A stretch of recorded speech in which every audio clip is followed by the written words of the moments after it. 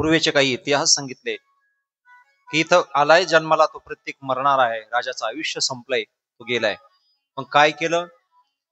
तेल नाव भदी नृपतनु राखा, भूत बोलाई बहुरियस भाषा, धाब भूपेगी भरत मही जाऊ, नृपसुधी कतहु कहूं जनी काहू. तेल नाव भरी नृपतनु राखा, नावेने ती एक सुंदर नाव, त्याच्यामध्ये पूर्ण तेल टाकलं, तेलाने ती भरवली आणि त्या तेलाने भरलेल्या नावेमध्ये राजाचा देह ठेवला. सेवकांना बोलवलं, जा पटकन भरत आणि शत्रुघ्नाला बोलून आणा, राजाचा अंत्यविधी करण्यासाठी पुत्राची गरज आहे. भरत आणि शत्रुघ्न मामाच्या गावी आहेत, तुम्ही गेलं पाहिजे आणि तुम्ही जाऊन जर त्यांना लवकर बोलवून आणलं तर हे सगळे विधी पूर्ण होतील लवकर, म्हणून तुम्ही जा, पटकन जा. राजा वशिष्ठांनी आमंत्रण दिल्यानंतर राजा दशरथाच्या अंत्यविधी हा हा म्हणता म्हणता सारा समाज एकत्र होऊ लागला, गर्दी होऊ लागली लोकांची. आणि लोकांची गर्दी झाल्यानंतर लोकात चर्चा निघते पहा. आपल्यानंतर लक्ष देऊ नये का थोडस? काय चर्चा होते? जर व्यक्ती चांगला असल, व्यक्ती सुज्ञ असल, तर त्या व्यक्तीची चर्चा अशी होत असते, माणूस चांगला होतो, माणूस चांगला होतो. आपण कोणाच्याही मौतीला जा, कोणाच्याही अंत्यविधीला जा, एक काम नक्की करा, त्या व्यक्तीचं कोड कौतुक करत जा, गुण चांगले गात जा. आपल्या बोलण्याने तो व्यक्ती सद्गतीला जाईल. राजा दशरथाची कीर्ती पसरत होती, दशरथाच्या कीर्तीबद्दल बोलत होते लोक, पण हा हा म्हणता म्हणता चर्चा वेगळी झाली आणि चर्चेला एक उदाहरण आलं. या सगळ्या गोष्टीला कारण म्हणजे कैकेयी. लोक काय म्हणू लागले? रामाचा विरह, राम प्रभू वनवास स्वीकारतात, वनामध्ये जातात आणि राजा दशरथ पुत्र पुत्र करून मरतो, याला सगळ्याला कारण आहे कैकेयी. लोक कैकेयी म्हणले, कैकेयी नाही हो, कैकेयीचा तरी काय बिचारीचा दोष आहे? मग याला सगळ्याला कारण आहे भरत. भरताला राजगादी भेटावी म्हणून हे सगळं भेटलं ना, सगळं झालं. भरताला लोक शिव्या देऊ लागले, भरताला लोक नाव ठेवू लागले, काही केलं लोक नाव ठेवू लागले. तिकडे सेवक गेले, भरत शत्रुघ्नाला त्यांच्या मामांना निरोप दिला की महाराज, भरत शत्रुघ्नाला बोलव. सकाळी पहाटेच भरत उठला आणि भरत आणि शत्रुघ्नाला स्वप्न सांगत होता, मला विचित्र स्वप्न पडलंय, काहीतरी विचित्र घडलंय वाटतं. काय घडलं असं? तेवढ्यात निरोप आला की लवकर अयोध्येला बोलवलंय.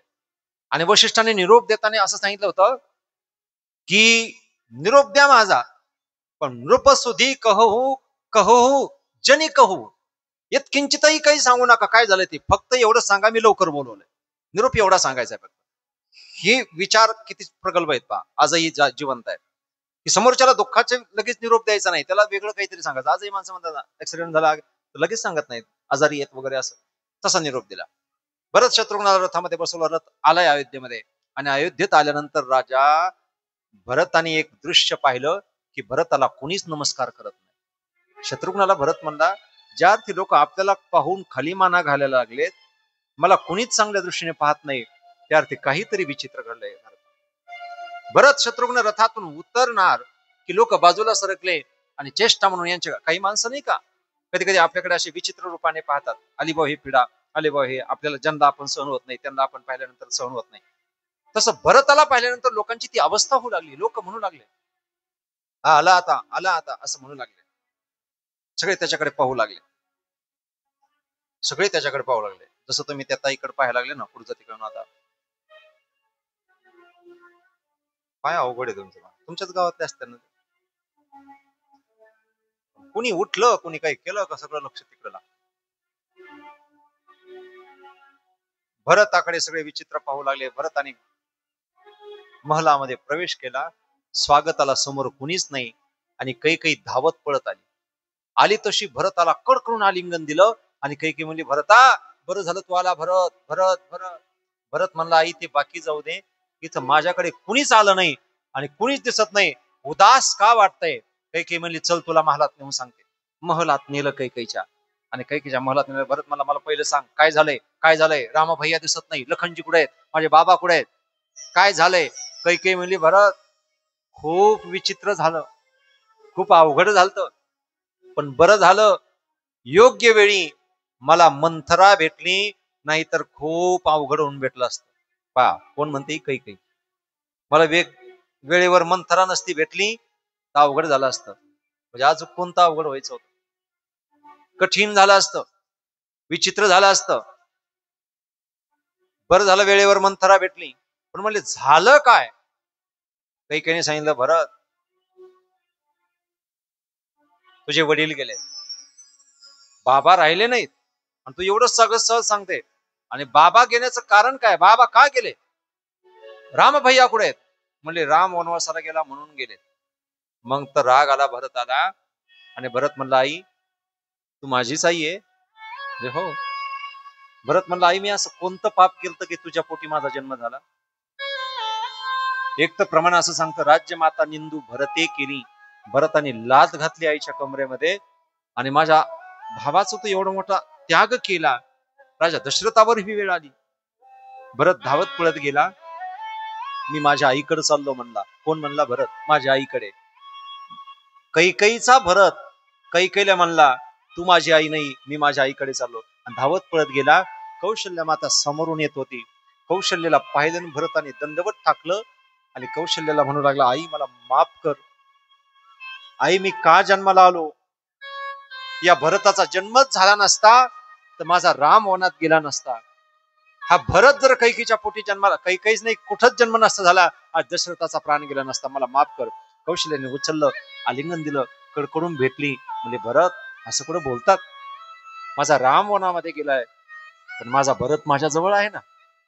काय विशाल अंतकरण आहे महाराज कौशल्याच. माझा भरत म्हणजे माझा राम आहे. भरताने कैकेयीचं दर्शन केलं, कौशल्याचं दर्शन केलं, सौमित्र आईला भेटला, आणि राजा दशरथाला जाऊन पाहिलं. दशरथाचं ते शरीर, त्याचं दर्शन केलं, आणि अंत्यविधीची तयारी झाली. राजा दशरथाचा मोठा विशाल अंत्ययात्रा सोहळा निघाला. कथा शिकवतात, माणूस मेल्यावर रडू नका, त्याचा सोहळा करा. बर का? मेल्यावर रडत रडत नाही जायचं. काही भागामध्ये बँड लावतात महाराज, बँड लावतात मृत्यूला, अंत्ययात्रेला बँड लावला पाहिजे. का? ज्ञानोबा सांगतात, जन्म मृत्यूची या सोहळीया, सोहळा येतो ना मनोच नाही धनंजया. जन्माचा जसा सोहळा होतो ना, तसा मृत्यूचा सुद्धा सोहळा झाला पाहिजे. आपला गर्दी झाली पाहिजे, वाजत गाजत आपल्याला नेलं पाहिजे गंगेच्या तीरावर, आपला अंत्यविधी झाला पाहिजे. ज्या व्यक्तीचा एवढ्या थाटात, आता तरुणांचा तसं करणं शक्य नाही, पण ज्यांचं वय झालंय त्यांचा अंत्यविधी असा थाटात केला पाहिजे, मस्त केला पाहिजे, मिरवणूक काढली पाहिजे. राजा दशरथाची छान अंत्ययात्रा निघाली. अंत्ययात्रा झाली, तो अंतिम विधी पूर्ण झाला, आणि विधी पूर्ण झाल्यानंतर वशिष्ठांनी दशक्रिया विधी वगैरे सगळे विधी पूर्ण झाल्यानंतर भरताला बोलवलं की उद्या सभा भरणार आहे, सभेला सगळे आमंत्रित आहेत, तू उपस्थित राहा. भरत शत्रुघ्न उपस्थित राहिले. लोकांचा एकच कल आहे की भरताची इच्छा आहे राजगादी भेटावी, म्हणून रामाला वनात झाला, म्हणून कैकेयी असं बोलली. लोकांच्या डोक्यात हे बसलेलं होतं. जेव्हा सभा भरली आणि सभेमध्ये वशिष्ठांनी सांगितलं, भरत, राजसिंहासन मोकळ ठेवू नये, राजा असल्याशिवाय प्रजेची व्यवस्था लागत नाही, आणि म्हणून राजसिंहासनावर आम्ही सगळ्यांनी ठरवलंय की तुला बसवायचं. हे ठरलं कोणी म्हणले? हे ठरवलेलं आहे राजा दशरथानंतर तूच सिंहासनावर चालवणार आहे, तुला बसायचं आहे. मी का बसणार? माझ्या भावाला का नाही, रामाला का नाही? म्हणजे ते कैकेयीने मागणं मागितलंय, आणि राजा दशरथाने वचन दिलंय. भरत म्हणला, या सिंहासनावर बसण्यासाठी मी एकाचीही आज्ञा मानणार नाही, मी या सिंहासनावर बसू शकत नाही. हा, जर माझा राम मला म्हणला ना तुला बसावं लागल, तर मी मागं पुढं पाहणार नाही. यासाठी मी उद्या माझ्या रामाला भेटण्यासाठी चित्रकूटावर जातो. हे शब्द ऐकले अयोध्येतले लोक आश्चर्यचकित झाले की भरताचं रामावर किती प्रेम आहे, की रामाच्या आज्ञेशिवाय काही करणार नाही. मग डोक्यातली थोडी शंका गेली. कोणाचं काहीतरी ऐकून अशी डोक्यात शंका ठेवून राहिलं नाही पाहिजे, थोडा प्रत्यक्षात अनुभव घेतला पाहिजे. कौशल्य हळूच म्हणली, भरत, तू जर रामाकडे जातोय तर मला येऊ देते बरोबर, मला रामाला पाहण्याची इच्छा आहे. सौमित्रा, कैकेयी सगळ्याच म्हणल्या. भरताने पुन्हा आवाज दिला आणि सांगितलं, पहा, मी उद्या रामाकडे जातोय, रामाच्या भेटीला. ज्यांना यायचं असेल ते माझ्या बरोबर येऊ शकतात. हे शब्द ऐकले सारी अयोध्या महाराज रामाच्या भेटीला निघाला लागली. भरता सांगितलं, ऋषीमुनी निघाला लागले. सकाळी रथ तयार झाला. रथामध्ये कौशल्या, सौमित्रा, कैकेयी यांना बसवलं, आणि जिथपर्यंत तमसा नदीवर आले तिथून पुढे लोक वापस गेलते. राम आकाश मार्गाने गेले. कुठून प्रवास सुरू झाला त्याचा शोध घेतला, आणि शृंगवेरपूरला, म्हणजे निषादराज गोहकाच्या गावात आले ते शृंगवेरपूर. त्या शृंगवेरपूरला आल्यानंतर आता तिथून पुढे राम पायी जाणार आहेत. आतापर्यंत रथ आहे. त्या निषादांनी पाहिलं, त्या गोहकाने शृंगवेरपूरच्या, की काहीतरी विशाल सेना येत आहे. ज्या दिशेने राम गेलेले आहे त्या दिशेने चाललेली आहे. निषाद राजगुहक मला नक्की माझ्या भैयावर, माझ्या रामावर संकट दिसतंय. शिपायांना आणि त्याच्या लोकांना त्यांनी आवाज दिला, सावधान. जी महाराज, शस्त्रास्त्र तयार ठेवा, तलवारी वाले सज्ज ठेवा. रामावर काहीतरी संकट जात आहे आणि यांना पुढे आपण जाऊ द्यायचं नाही. शस्त्रास्त्र घेऊन तयार. लगेच सारा समाज तयार झाला त्यांचा आदिवासी. कोणाला अडवायला? भरताला. भरताला अडवण्यासाठी हे सगळे तयार झाले, निघाले. निघाल्यानंतर एक चमत्कार असा झाला, एक वडीलधारी माणूस होता म्हातारा त्यांच्यात. तो म्हणला, का चाललात शस्त्रास्त्र घेऊन? म्हणले, हे रामाचे वैरी कुणीतरी येत आहे, रामावर संकट चाललंय. तो म्हातारा माणूस म्हणला, ते रामाचे वैरी आहेत का मित्र आहेत हे तुम्हाला कसं काय माहिती? ते म्हणजे, ते बी खरं आम्हाला नाही माहिती. तुम्ही त्यांना जर मारलं, त्यांना जर हानी पोहोचवली, ते जर रामाचेच असले तर? म्हणजे ही अडचण आहे. आणि शत्रू जर असले तर रामावर संकट येऊ शकते. मग पर्याय काय? ते ओळखायचे कसे? म्हणून जुने माणसं जवळ पाहिजेत, वडीलधारी माणसं. जुने माणसं हुशार असतात, उन्हाळे पावसाळे खाल्लेले असतात, त्यांना लोक येड्यात करतात, पण त्यांच्याकडे जी बुद्धी ती कोणाकडून? त्यातले बुजुर्ग जुना म्हातारा माणूस म्हणला, एक काम करा, एका ताटामध्ये कंदमुळं न्या आणि एका ताटामध्ये, एका थाळीमध्ये मांस न्या, म्हणजे पशु पक्ष्यांचा मांस. जर त्यांनी मांसाचा स्वीकार केला तर समजून घ्या हे राक्षस आहेत आणि रामाचे वैरी आहेत. जर त्यांनी कंदमुळं खाल्ले किंवा कंदमुळाचा स्वीकार केला तर समजून घ्या हे रामाचे जवळचे आहेत. ही आयडिया चांगली. मग हे सगळे शृंगवेर प्रवासी भरताच्या भेटीला सामोरं गेले. आणि समोर गेल्यानंतर ते ताट समोर होते ना, तर त्या ताटातून कंदमुळाचा स्वीकार झाला. आणि शृंगवेरपेठच्या राजाला, गुहकाच्या लक्षात आलं हे सामान्य कोण नाहीत. मग विचारलं, आपण कोण आहात? म्हणजे मी रामाचा भाऊ भरत आहे. भरत शब्द ऐकले आणि गुहकाने दंडवत घातलं की मी भाग्यवान आहे, आज भरताची ही सेवा घडते. राम माझ्याकडे थांबला होता मुक्कावला, मी सेवा केली. भरताने पुन्हा त्याच्या चरणावर दंडवत टाकलं की तुम्ही सेवा केली, माझ्या भैयाला पाहिलं. म्हणजे हो, कुठं झोपला? लगेच जागा नेऊन दाखवली, इथं झोपला होता पाल्या पाचोळ्यावर. भेटीवरून कळालं, नाहीतर अनर्थ झाला असता. म्हणून पहिल्या भेटीत माणसं ओळखण्यासाठी काही खुणा ठेवला. मला वाटतं तेव्हापासूनच काय ते तुमच्याकडे वऱ्हाड आल्यानंतर वऱ्हाड भेट होती का? वऱ्हाड आल्यानंतर वऱ्हाडाला भेटायला जातात. ते भेटायला गेल्यानंतर काय काय न्यावं लागतं सांगा? तुमच्याकडे काय काय नेतात? वऱ्हाडाला गेलं का आपण भेटायला, मग ते एक पाण्याचा हंडा आहे ना, सतरंजी आणि एक तबक असतं, एक ताट. त्याच्यात काय काय असतं? त्याच्यात पान, सुपारी, बिड्याचा कट्टल, तंबाखू, चुन्याची डबी, सिगरेट हे सगळं ठेवतात. आणि हे भेटायला घेऊन जातात. आणि त्या ताटातलं काय लवकर संपत आहे याच्यावरून वऱ्हाडाचा अंदाज काढला जातो. त्याच्यातली बडीशेप लवकर संपते का बिड्याचे कट्टल लवकर उठत आहेत? वऱ्हाडाचा अंदाज काढण्यासाठी मला वाटतं तेव्हापासून सुरू झालं काय. निषाद राजगुहकाने अत्यंत छान हे सगळं दाखवलं की प्रभू या जागेवर झोपले, मग या सीता इथे झोपली, लक्ष्मण आम्ही तिकडे गप्पा मारल्या, परत तो रडायचा आणि माझ्या रामाची माझी लवकर भेट व्हावी अशा अपेक्षा करायचा. म्हणजे काही चिंता करू नका, तुम्ही बिनधास्त राहा, मी रामापर्यंत पोहोचतो. तिकडे चित्रकूट पर्वतावर राम आणि लखनजी राहत, सीतामाई होते. सुंदर प्रसंग होते. काही कल्पना नव्हती, त्यांच्या महिमेत ते जगत होते. हे भेटायला येतेत किंवा येणार आहेत त्याची यत्किंचित भावनाही त्यांच्या मनात नव्हती. रोजचा एक एक दिवस चाललेला होता. एक दिवस राम आणि सीता एका झाडाखाली बसलेले होते. काहीतरी चर्चा निघायची, काहीतरी प्रसंग निघायचा. सीतेने सहज एक दृश्य पाहिलं, ज्या झाडाखाली बसली त्या झाडाखाली, त्या झाडावर एक अशी सुंदर वेली पसरलेली होती. रता वेली असते ना, एखाद्या झाडावर अशी तिला फार झाकून टाकते झाडाला, तो वेल. ती वेली अशी बहरलेली होती, मस्त तिला नाजूक कळ्या वगैरे फुलं वगैरे आलेले. सीतेने ते दृश्य पाहिलं, ज्या झाडाखाली बसलेले आहेत ती वेल, ते झाड. आणि सीता सहज म्हणली, प्रभू ही वेल किती भाग्यवान आहे ना, काय पसरली, काय बहरली वेल, किती सुंदर आहे, किती नशीबवान आहे, किती भाग्यवान आहे. रामप्रभू म्हणले, नाही सीते, भाग्यवान वेल नाही, भाग्यवान ते झाड आहे ज्याच्यावर वेल पसरलेली. सीता म्हणली, नाही, भाग्यवान वेल आहे. रामप्रभू म्हणले नाही, भाग्यवान झाड आहे. दोघांचं भांडण लागलं. हा राम म्हणायचे झाड भाग्यवान आहे आणि सीता म्हणायची वेल भाग्यवान आहे. वेल म्हणजे सीता आणि झाड म्हणजे राम. राम म्हणायचे झाड भाग्यवान आहे. कशावरून भाग्यवान आहे? रामप्रभू म्हणले हे झाड किती भाग्यवान आहे की याच्यावर ही सुंदर वेल बहरलेली आहे. आणि सीता म्हणली वेल किती भाग्यवान आहे की तिला ह्या झाडाचा आधार भेटला म्हणून ती मस्त पसरली, मस्त बहरली आहे. ते दोघं एकमेकाला भाग्यवान समजले. झाड भाग्यवान, वेल भाग्यवान. लखनजी तिकून आले. रामाने आवाज दिला, लखन इकडे. लक्ष्मण धावत आला, जी भैया. आमच्यात वाद लागलाय आणि दोघात भांडण लागलं की तिसरं कोणतरी मिटवायला लागत असत. म्हणले मी मिटवणार. म्हणले हो.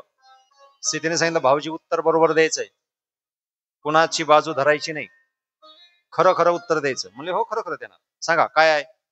सीतेने सांगितलं मी म्हणते ही वेल भाग्यवान आहे. रामप्रभू म्हणतात लखन मी म्हणतो हे झाड भाग्यवान आहे. लक्ष्मणाचं उत्तर खूप सुंदर भेटलं. लक्ष्मण काय म्हणला माहितीये? आता सीतेला वाटलं माझ्या बाजूने उत्तर येईल, रामाला वाटलं भाऊ माझा आहे, माझ्या बाजूनच बोलेल. लखन काय म्हणला माहितीये? लक्ष्मणाने सांगितलं ही वेलही भाग्यवान नाही आणि हे झाडही भाग्यवान नाही. रामप्रभू म्हणले तुला मार खायचा का? कोणचं तरी एक तरी सांग ना. लखन म्हणला ही वेलही भाग्यवान नाही आणि हे झाडही भाग्यवान नाही. मग लखन म्हणला या दोहीच्या सावलीला बसणारा हा लक्ष्मण भाग्यवान आहे. ज्या लक्ष्मणाला या दोघांची सावली भेटते तो लक्ष्मण भाग्यवान आहे. झाड म्हणजे प्रभू रामचंद्र आहे आणि वेल म्हणजे लता आहे, म्हणजे सीता आहे. एक एक एक एक प्रसंग होते. पण आज सकाळी सीता उठली आणि रामप्रभूंची तत्काळ भेट घेतली. प्रभू मला असं विचित्र स्वप्न पडलंय की मी माझ्या तीनही सासवांना शुभ्र वस्त्र परिधान केलेलं पाहिलंय आणि कपाळाला कुंकू नाही. रामाने हे शब्द ऐकले. रामप्रभूंनी शेते शांत बस, असं काहीही मनात आणत जाऊ नको, कसलंही चिंतन करू नको, असं काहीही होणार नाही.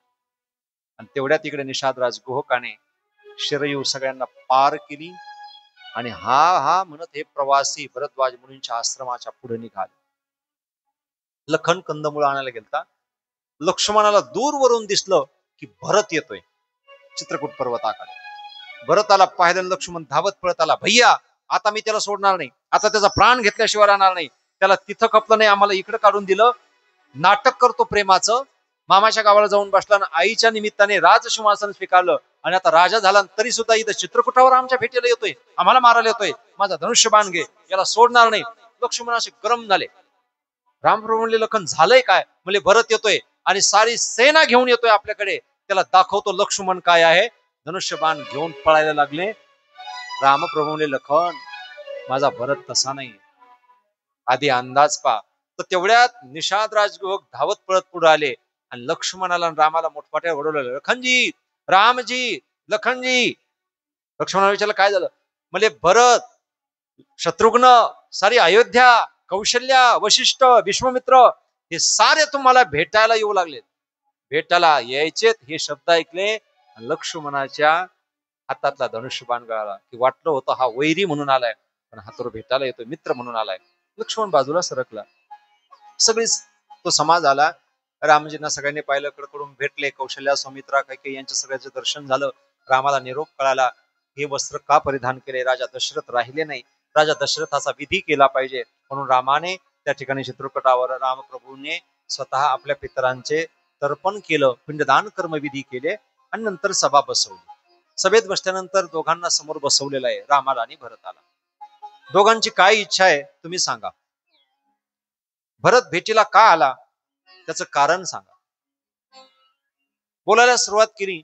भरताने सांगितलं मी रामाच्या भेटीला याच्यासाठी आलो की मी रामाला इथून घेऊन जाणार आणि राजसिंहासनावर अयोध्येच्या रामप्रभू असणार. रामाने बोलायला लक्ष देऊ नये का? चांगला खूप छान प्रसंग आहे. रामाने सांगितलं बापाला मी शब्द दिला, अर्थात माझ्या बापाने कैकेयीला वचन दिलं आणि ते वचन खोटं होऊ नये, मी वनवास स्वीकारलेला आहे, मी वनामध्ये राहणार. मला एक काम सांग, वनात कुणीतरी राहायचंय ना? भरत म्हणला मी वनात राहतो, वनवास मी घेतो, राजसिंहासन तू घे, तू जा परत. मग या सीतेला घेऊन जा. लक्ष्मण तुम्ही सगळे जा, मी वनवास स्वीकारतो. रामप्रभू म्हणले असं नाही चालणार, वनवास मी घेतलाय तो मी स्वीकारणार, राजसिंहासन तू घ्यायचं. दोघांचा वाद लागला आणि वादामध्ये मग भरत सहज म्हणला, हे तू निर्णय का घेऊ शकतो? म्हणले बाबाकडून वचन घेतलंय आणि ते पूर्ण झालं पाहिजे.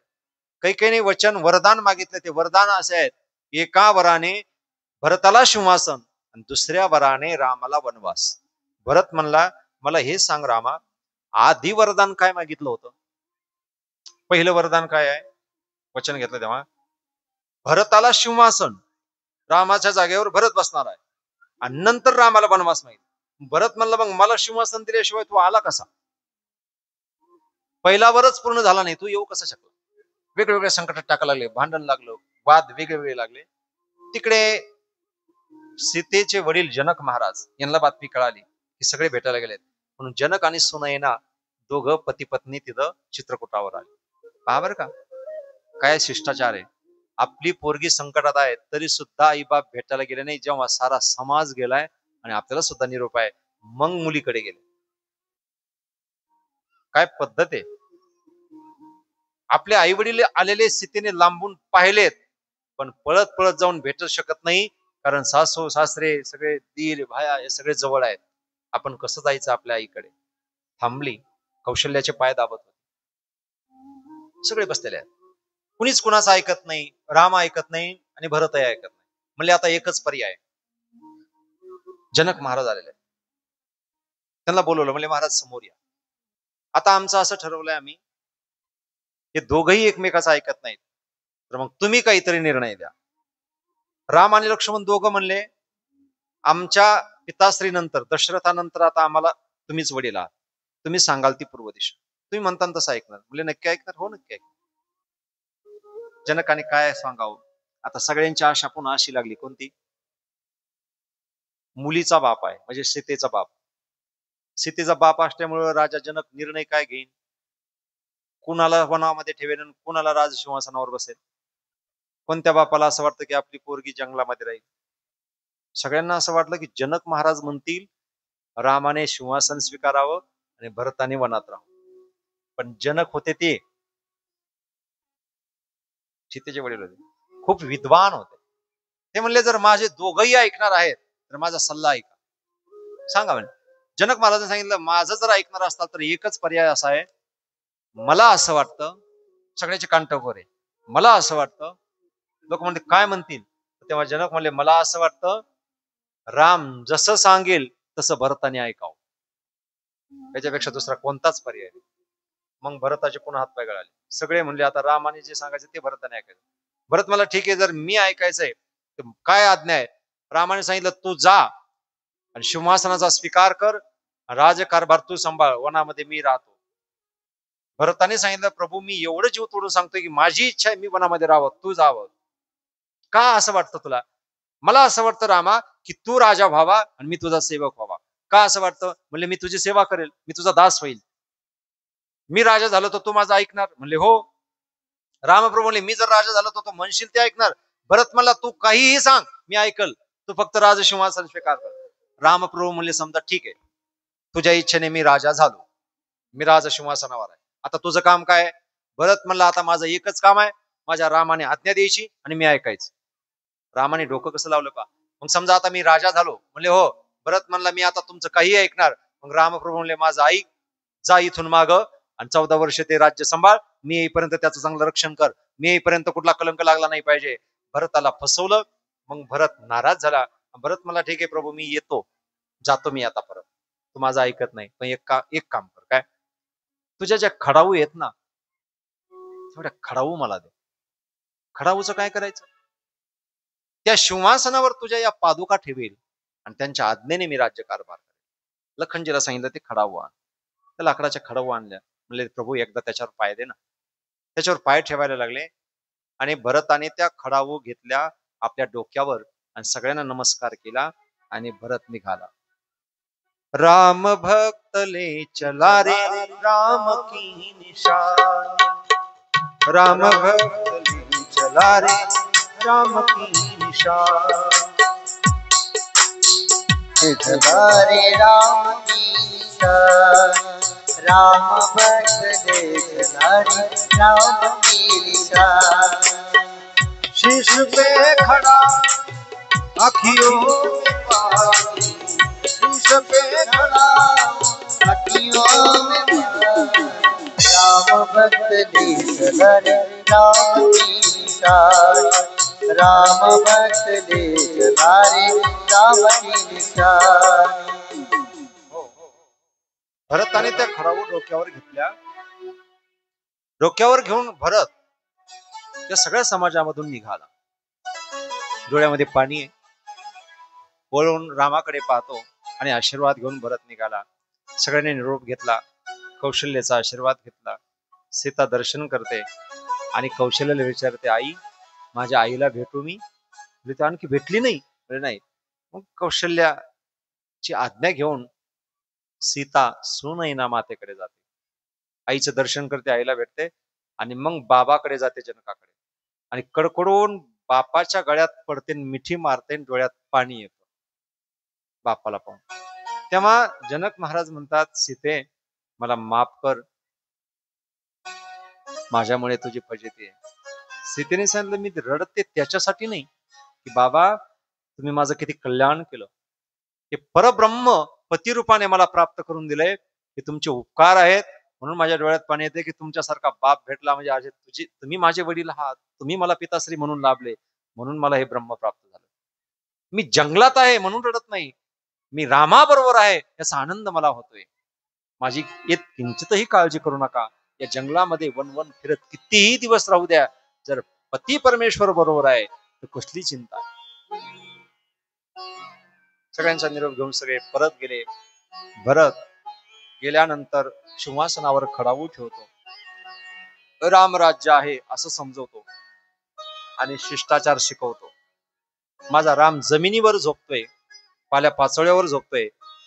तर पद्धत अशी असते, आपल्यापेक्षा मोठा माणूस जर खुर्चीवर बसला असला तर आपण खाली बसला पाहिजे. आपल्यापेक्षा मोठा माणूस चटईवर बसला असेल तर आपण जमिनीवर बसला पाहिजे. ही पद्धत असते. माझा राम, माझा भाऊ जर जमिनीवर पाल्या पाचोळ्यावर झोपतोय तर मला जमिनीवर झोपण्याचा अधिकार नाही. म्हणून नंदीग्रामामध्ये भरताने खोल खड्डा केला आणि त्या खड्ड्यामध्ये सगळ्या भोगाचा त्याग केला. पत्नीचा त्याग आहे, सगळ्यांचा त्याग आहे.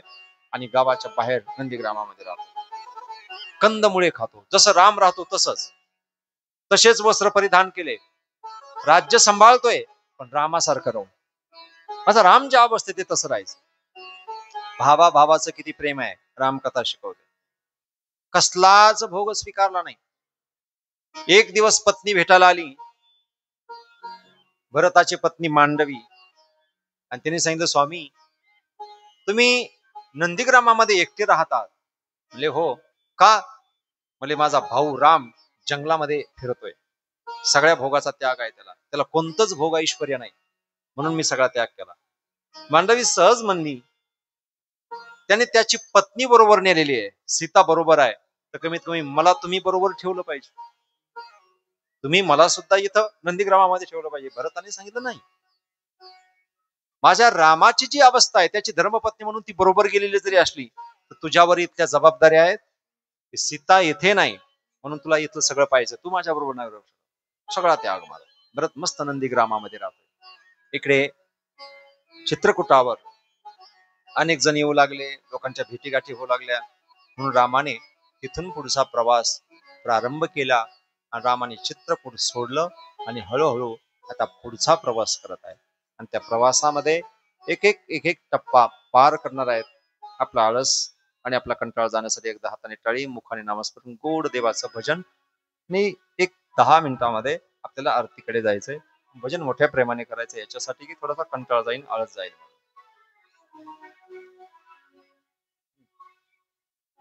रघुपति राघव राजा राम, पतित पावन सीताराम। रघुपति राघव राजा राम, पतित पावन सीताराम। रघुपति राघव राजा राम, पतित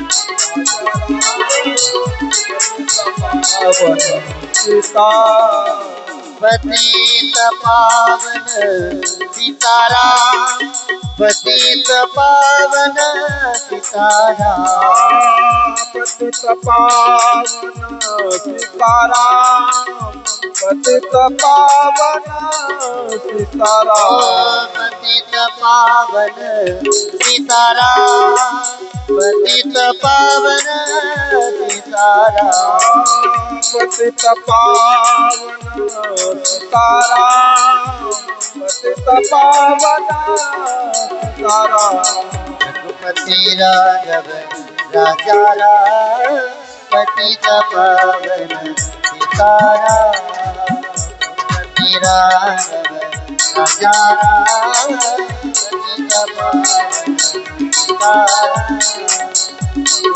राघव राजा राम पतित पावन सीताराम रघुपति राघव राजा राम पतित पावन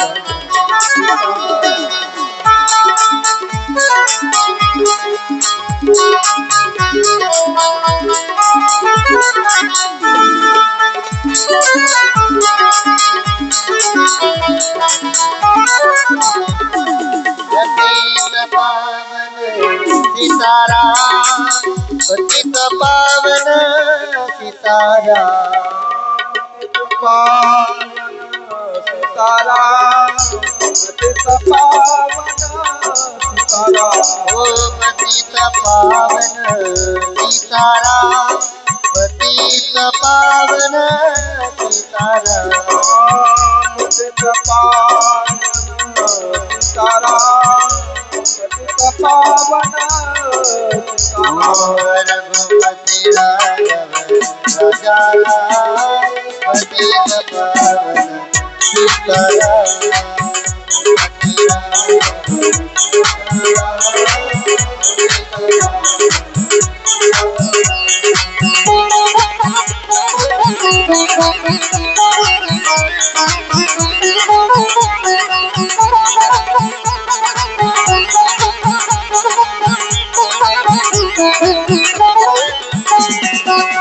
पतित पावन सीताराम पतित पावन सीताराम पतित पावन सीताराम पतित पावन सीताराम पतित पावन सीताराम पतित पावन सीताराम पतित पावन सीताराम पतित पावन सीताराम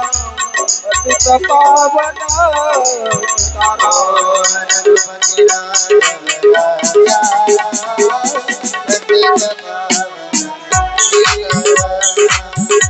पतित पावन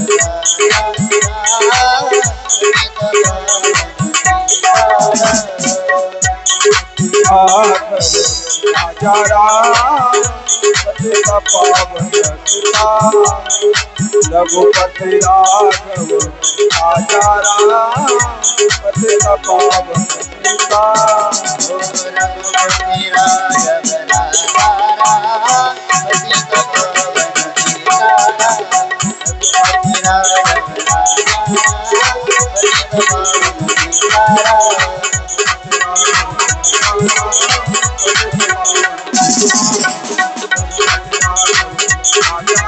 पतित पावन सीताराम सीताराम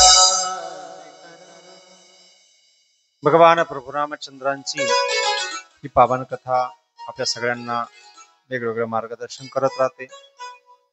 आपल्या सगळ्यांचं पात्र आपण कुठं जोडून घेतो, कोणाशी नातं जोडतो, तो संदेश आपल्याला घेत घेत ही रामकथा पूर्ण करायची असते. मी कुठेतरी रामकथेत प्रवेश जर केला किंवा माझं पात्र जर जोडून घेतलं तर मला त्याच्यातून ज्ञान प्राप्त होते. मी फक्त ऐकतोय म्हणून ऐकायचंय, बसायचं म्हणून बसायचं, दुसरे आले म्हणून असं नाही. मी कोणत्या स्तराला आहे, त्यामध्ये मी कुठे आहे, माझं आचरण किंवा माझं वागणं कसं असलं पाहिजे, एक एक पात्रात आपल्याला शिकायला मिळतं.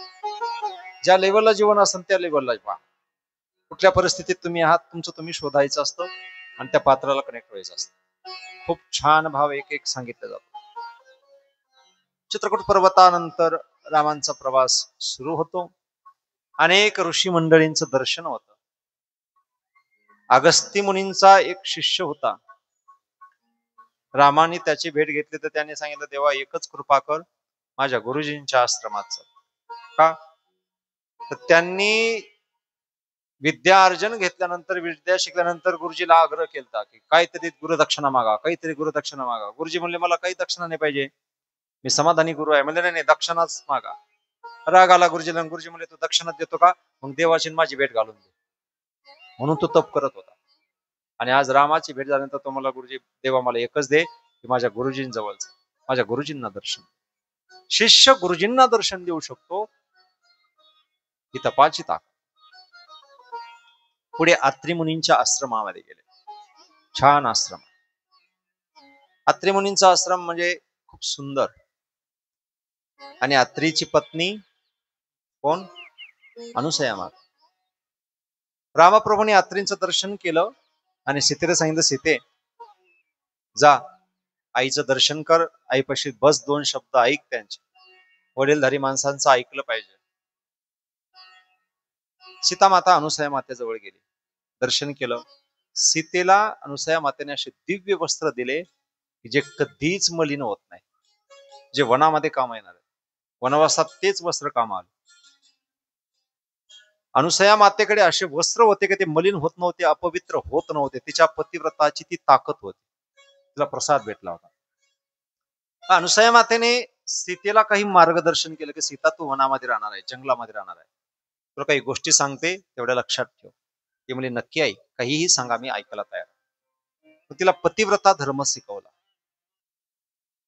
पार्वती भगवान शंकराबरोबर नांदायला जाते तेव्हा एका साध्वी ब्राह्मणीने सांगितला, पार्वतीने तो पाळला. रामकथेमध्ये सीतेला अनुसया मातेने सांगितलेला आहे. अतिशय सुंदर पतिव्रता धर्म आहे. श्रीमद भागवत पुराणामध्ये कृष्ण कन्हैयाने गोपिकांना काही नियम सांगितले, त्याच्यामध्ये पतिव्रता धर्म सांगितलेला गर्गाचार्यांच्या माहितीनुसार. सीतेला सांगितलं काही नियम पाळ, आणि हे नियम सीतेने पाळल्याचा परिणाम ऐकून ठेवा. आधी जर स्त्रीला ह्या गोष्टी कळाल्या, सीता रावणाच्या ताब्यात होती, रावणाच्या त्या अशोक वनामध्ये होती, चहूबाजूने राक्षसीन होत्या, रावण डोळे वटारत होता, रावण धमक्या द्यायचा, पण सीता रावण आला की फक्त गवताची काडी आडी धरायची आणि सांगायची, रावणा तुझ्या बापाला मी भेट नाही, ती केवढले डोळे वटार, मी तुला घाबरत नाही, तू माझ्या समोर या गवताच्या काडी सारखा आहे, पाहिजे तेव्हा तुला मोडून तोडून टाकशील, मी तुला भेट नाही. का? मी माझा धर्म पाळलाय. धर्म रक्षती रक्षता, हा धर्म माझं रक्षण करणार आहे. तुम्ही जर तुमच्या नियमात वागलात का तुमचं अंगाला कोणी धक्का लावू शकत नाही, अर्थात संकट येऊ शकत नाही, सरळ अर्थ. स्त्रीने पतिव्रता धर्म नक्की पाळला पाहिजे. छान पतिव्रता धर्म सांगितला. पतिव्रतेची ताकद काय असते? तो का म्हणे, पतिव्रता तिची देवावरी सत्ता.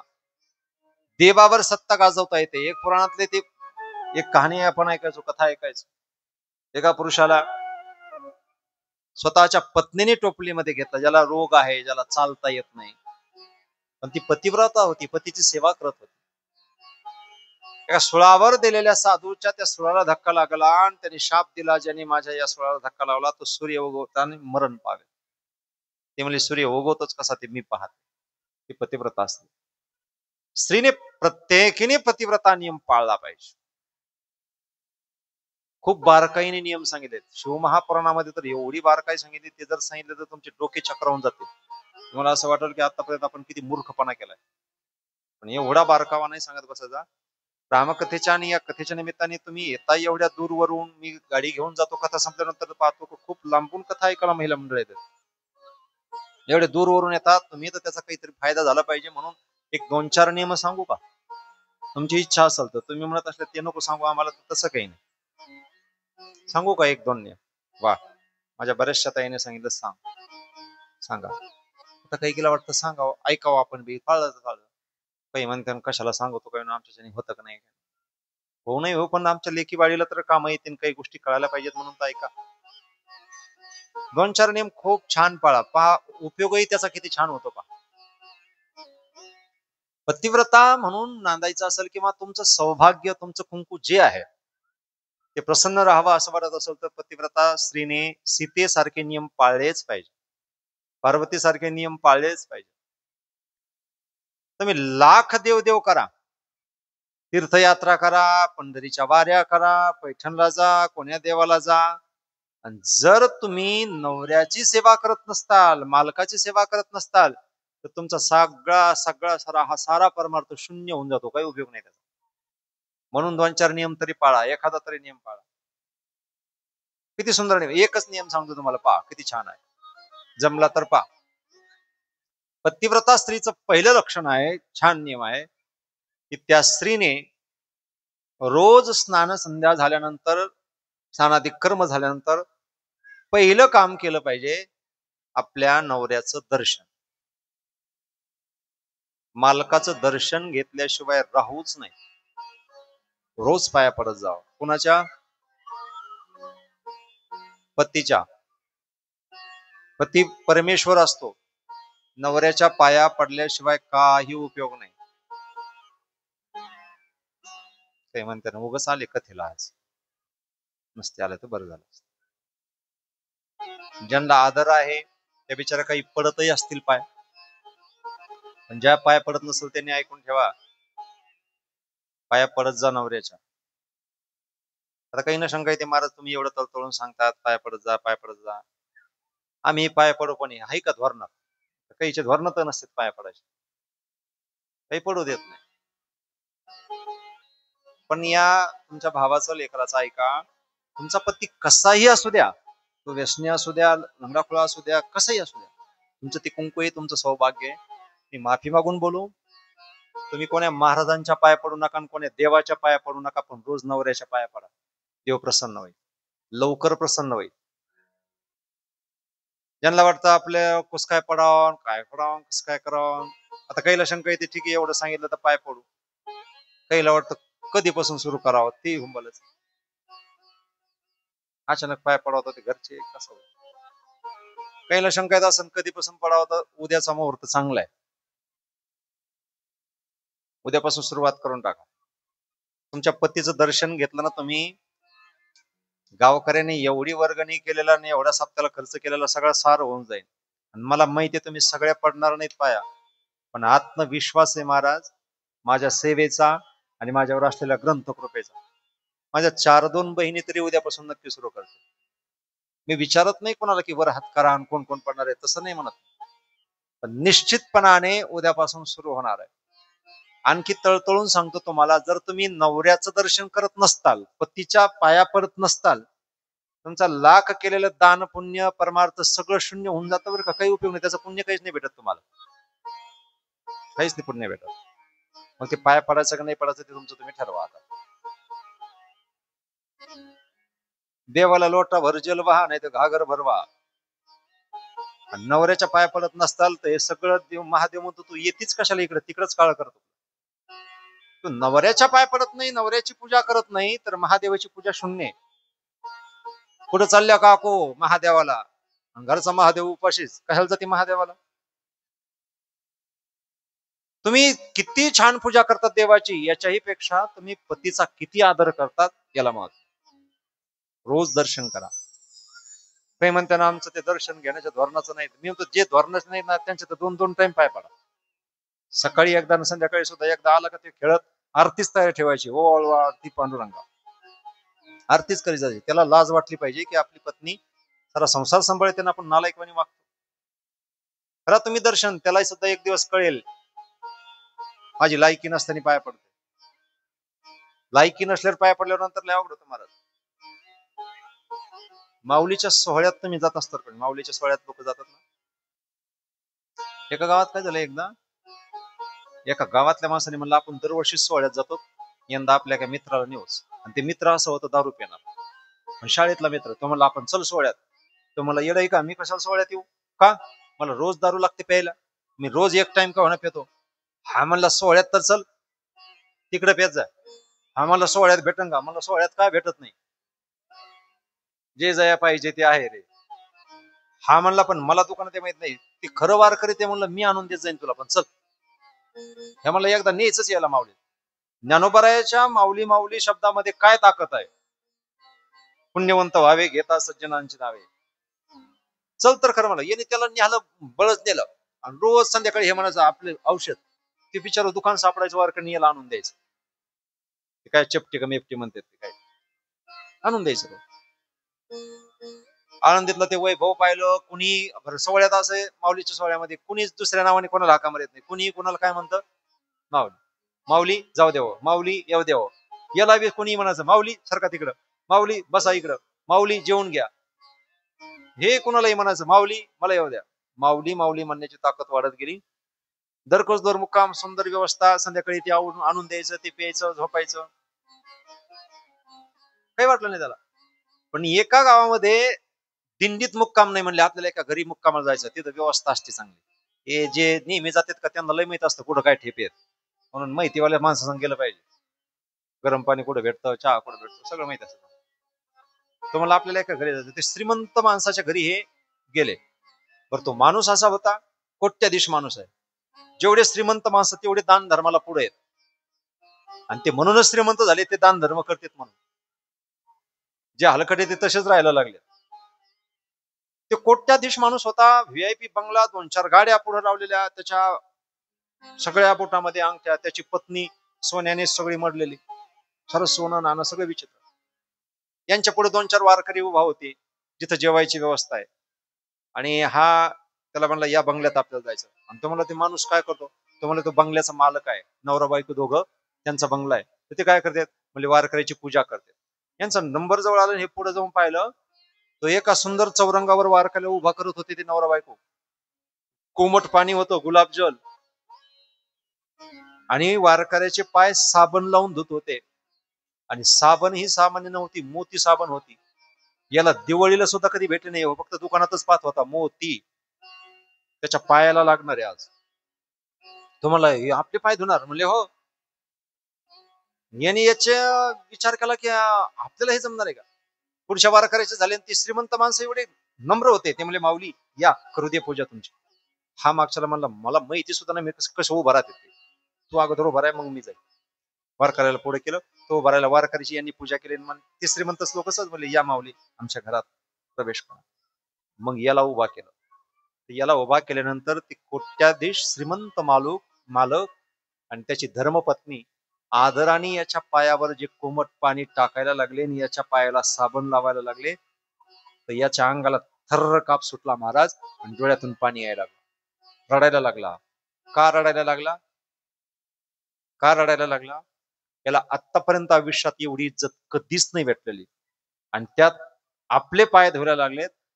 पाय धुणारे लोक आपले पाय धुवायला लागलेत पण यांनी विचार केला की पाय धुवून घ्यायच्या लायकीचा मी आहे का म्हणून रडायला लागला.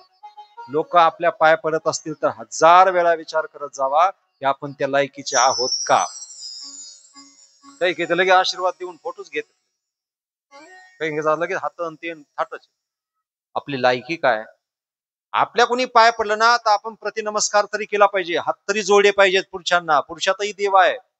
ते मोठेपणाने आपल्या पाय पडत असतील महाराज म्हणून पाय पडत असतील तर आपणही प्रतिनमस्कार केला पाहिजे. त्यांच्यात आपल्यात एकच परमात्मा आहे.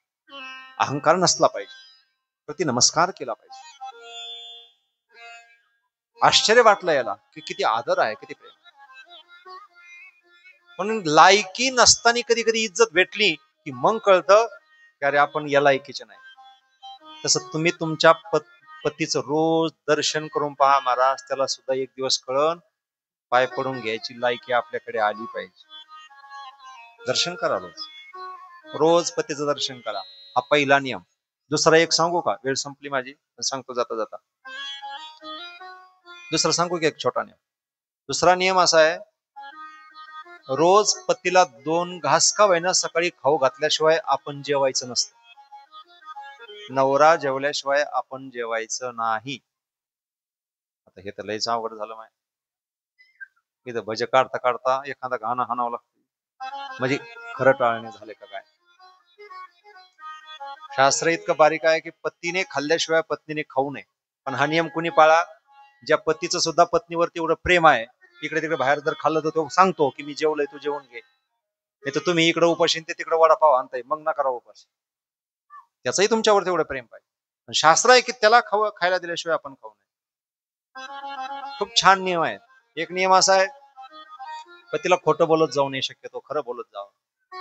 त्याच्यापेक्षा एक सुंदर नियम आहे, पत्नीने म्हणजे स्त्रीने नवऱ्यापेक्षा उंच आवाजात कधी बोलत जाऊ नये. नवऱ्यापेक्षा मोठ्याने बोलत जाऊ नये. मोठ्याने म्हणजे कधी कोणाचं किती चांगलं घर असलं, किती पैशावाले असले, कसे असले, तर सगळ्याच्या घरात 4-8 दिवसाला आभळ येतं, इजा चमकात येतं. कोणाच्या घरात किरकिर लागते. जर नवरा बायकोचं असं लागलं, तर बायकोने म्हणजे स्त्रीने नवऱ्यापेक्षा मोठ्या आवाजात कधी बोलत जाऊ नये, कमी आवाजात. तुमच्याकडे कसं आहे, नवरा बायको जर घरात लागलं तर बाहेर आवाज कोणाचा येतो बरं? गल्लीत आवाज. हा, ते बिचारा नवरा म्हणतो गप गप, लोकात ऐकते गप, हा गप, गेला सर गल्लीत आवाज. खरं तमाशा झाला आमचं सुरू. म्हणून आमच्या संसाराची इज्जत आम्ही ठेवायची. नवऱ्यापेक्षा मोठ्या आवाजात कधी बोलत जाऊ नये, नवऱ्याला मागं गुरकत जाऊ नये. शिवपुराणामध्ये किंवा आता जर कुणी दत्त जयंतीला पारायण केलं असेल, कशाचं, गुरुचरित्राचं, त्याच्यात सुद्धा सांगितलंय पहा आचार.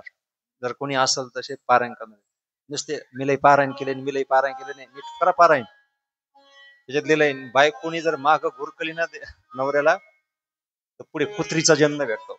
बस साऱ्या गावात भोकात. नवऱ्याला कधी गुरकत जाऊ नये. तुम्ही नवऱ्याला गोडीने गुलाबीने किंवा असं बोलून संसार छान करून घेऊ शकतात, पण बारकाईने नियम पाळत जा. छान नियम आहे, झालं शक्य तर पाळा. एक दोन. सीता मातेला अनुसया मातेने खूप छान हे नियम सांगितले, म्हणून तिने ते धर्माचं पालन केलं. पतिव्रता सेवा तिला घडली, म्हणून रावणाच्या ताब्यात असूनही तिला कधी भीती वाटली नाही आणि रामाची तिची परत भेट झाली. ही पतिव्रता स्त्रीची ताकद आहे. प्रत्येक स्त्रीने काहीतरी एखादा नियम करा, की मी सुद्धा कुठेतरी त्या लेवलला, कुठेतरी रेंज मध्ये राहील, माझं जीवन चांगलं ठेवील.